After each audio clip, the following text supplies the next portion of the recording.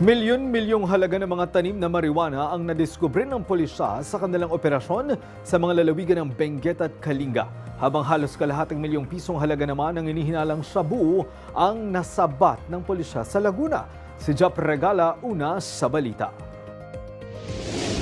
Nadiskubre ng Police Regional Office Cordillera Administrative Region ang 12 plantasyon ng marijuana sa Kalinga at Benguet. 5 plantasyon ang nadiskubre ng pulisya sa mga barangay Lokong, Buskalan, Butbut Proper, Tulgao East at Inglayan sa Kalinga. Dito, nadiskubre ang 45,000 fully grown marijuana plants na nagkakahalaga ng 9 milyong piso. Habang 7 taniman naman ang nadiskubre ng pulisya sa mga barangay ng Takadang, Kibungan at Kayapa, Bakun sa Benguet. Aabot sa higit 11,000 fully grown marijuana plants ang nadiskubre at nagkakahalaga ang mga ito ng higit 2,200,000 piso. Pinagbubunot at saka sinunog ang mga natuklasang tanim na marijuana habang patuloy pa ang investigasyon para matukoy ang mga nasa likod nito.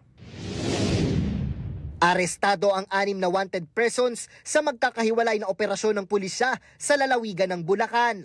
Sa ikinasang operasyon ng Bulacan Police, nadakip ang mga suspect matapos ihain ang kanilang mga arrest warrant. Nasa istasyon na ng pulisya ang mga suspect at mahaharap sa kanilang mga kaso.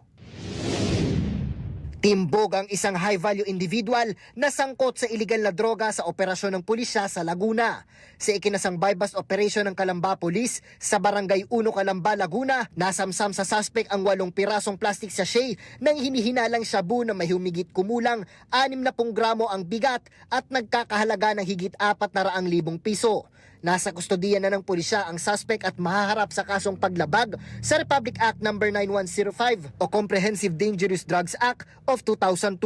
Nauuna sa balitang totoo at laging bago. Jap Regala, alauna sa balita, Congress TV.